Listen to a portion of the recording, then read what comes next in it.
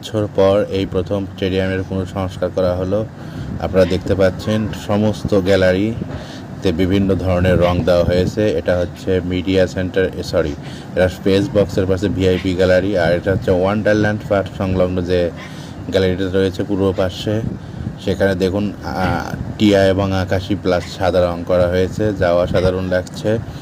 আর ওই পাশে যে ফ্ল্যাট লাইটটা দেখতে পাচ্ছেন, ওই পাশে হলো যে আমাদের বগুড়া শহীদ চান্দু স্টেডিয়াম, আউটার স্টেডিয়াম, যেটা বর্তমানে ফুটবল খেলা হচ্ছে।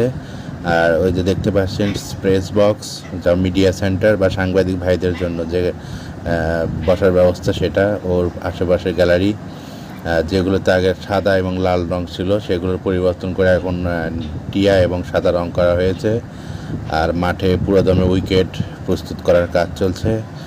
আর মাঠ কর্মীরা অক্লান্ত পরিশ্রম করছে, তাদের পরিশ্রমের ফসল 14 থেকে 19 তারিখে আমরা দেখতে পাবো। আশা করি তারা ভালো মানের উইকেট তৈরি করবে, দেশের উইকেট তৈরি করবে, দেশি গ্রাউন্ডসম্যানদের তারা মান বাড়াবে। আর দেখতে পাচ্ছেন মাঠে ঘাস কাটছে, ধুলা উড়ে যাচ্ছে আর কি।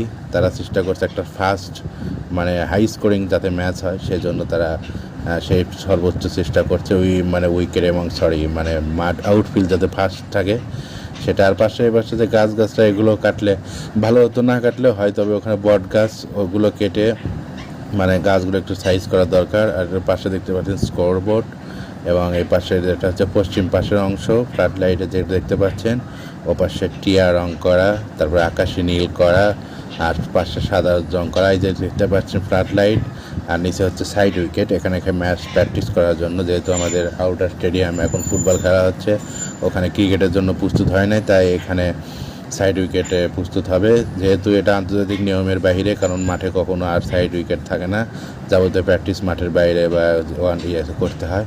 আর আমাদের বগুড়ার গর্ব,